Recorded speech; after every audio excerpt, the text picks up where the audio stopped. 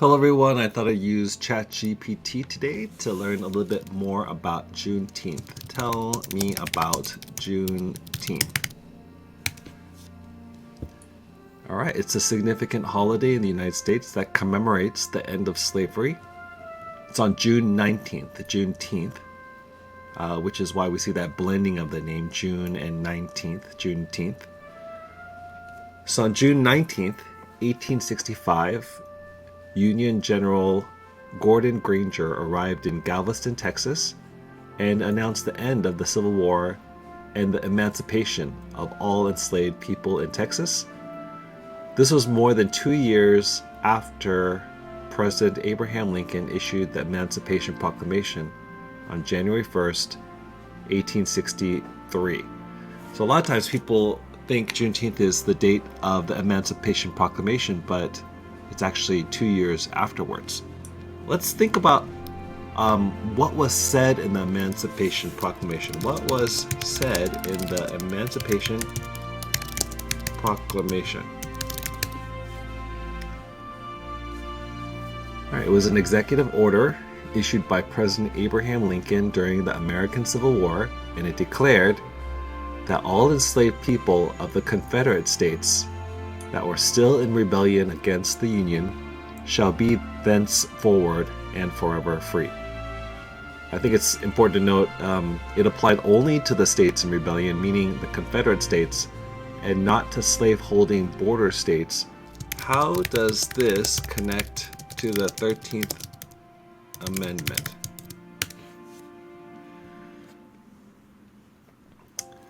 The Emancipation Proclamation and the 13th Amendment are closely connected in the story of ending slavery in the United States, but they play different roles. So once again, the Emancipation Proclamation was an executive order by President Lincoln during the Civil War. The 13th Amendment, however, which was ratified in 1865, was a constitutional amendment, which means it changed the U.S. Constitution, abolishing slavery entirely throughout the United States in every state and territory, made slavery illegal forever with no exceptions. So although slavery ends in 1865 with the 13th Amendment, freedom without equality is going to last for another 100 years through Jim Crow laws. What are Jim Crow laws?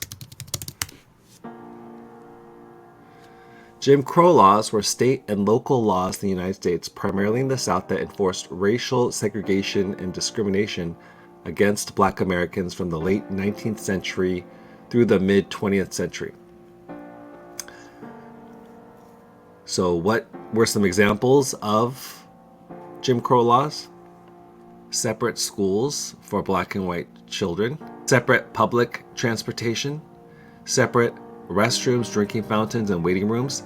And I know when we talk about drinking fountains, maybe that doesn't sound like a huge deal compared to slavery, but if you can discriminate based on what fountain you drink out of, you can know that all kinds of bias then exists beyond drinking fountains. It's not just about the drinking fountains. This kind of reminds me of one of the early stories that I remember learning about Ruby Bridges. How does this connect to Ruby Bridges? Okay, so Ruby Bridges is someone that we remember as a civil rights icon. In 1960, at just 6 years old, she became the first Black child to integrate an all-white elementary school in the South.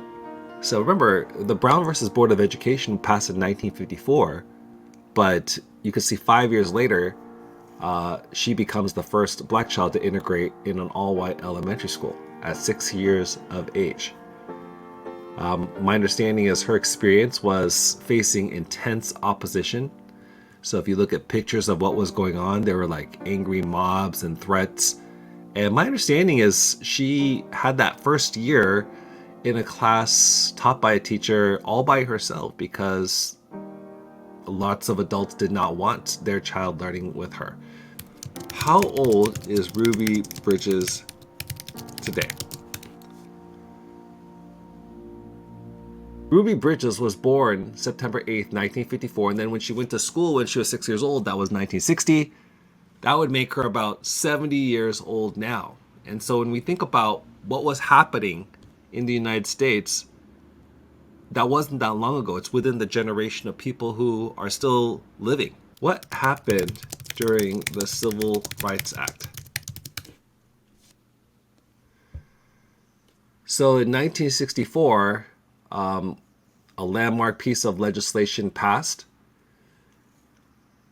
by Lyndon B. Johnson, outlawing segregation and discrimination in public spaces, schools, employment, and voting.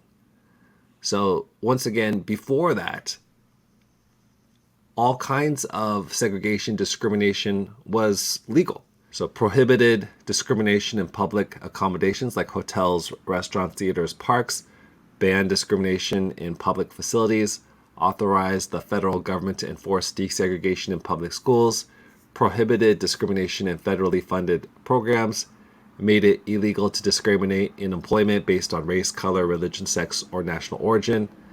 All right, let's bring it all together by creating a chart that includes all the different pieces we discussed. Create a chart including Juneteenth,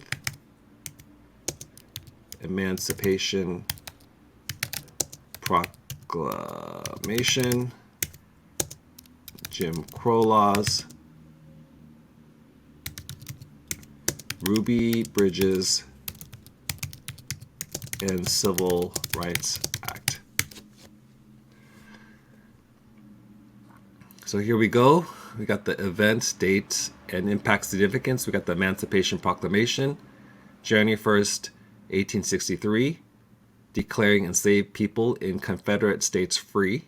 Then we got the Juneteenth, June 19th, 1865, 2 years later. That marks the day the last enslaved African Americans in Texas were told they were free.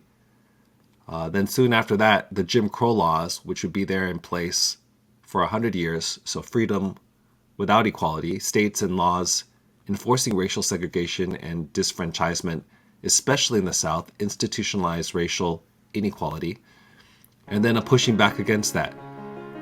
Ruby Bridges integrates into school November 14th, 1960. At age 6, she becomes the first black child to attend an all-white elementary school in the South, a key moment in the desegregation of public schools. If you remember in 1954, the Brown versus Board of Education, that is a Supreme Court case that desegregated public schools, but once again, that wasn't happening in many spaces. And so Ruby Bridges becomes the first black child to attend an all-white elementary school. And then the Civil Rights Act of July 1964, a landmark case banning segregation and discrimination based on race, color, religion, sex, or national origin in public spaces, schools, or employment. All right, so how might this impact then you, whoever you are? So in our Constitution, it talks about in order to form a more perfect union. And Juneteenth was a step in that direction. And since then, we've had more steps in the right direction. And I think that's the goal of our country, understanding that we're not perfect, that we're striving for something better, and that we're constantly moving in the right direction. And that includes remembering days like Juneteenth.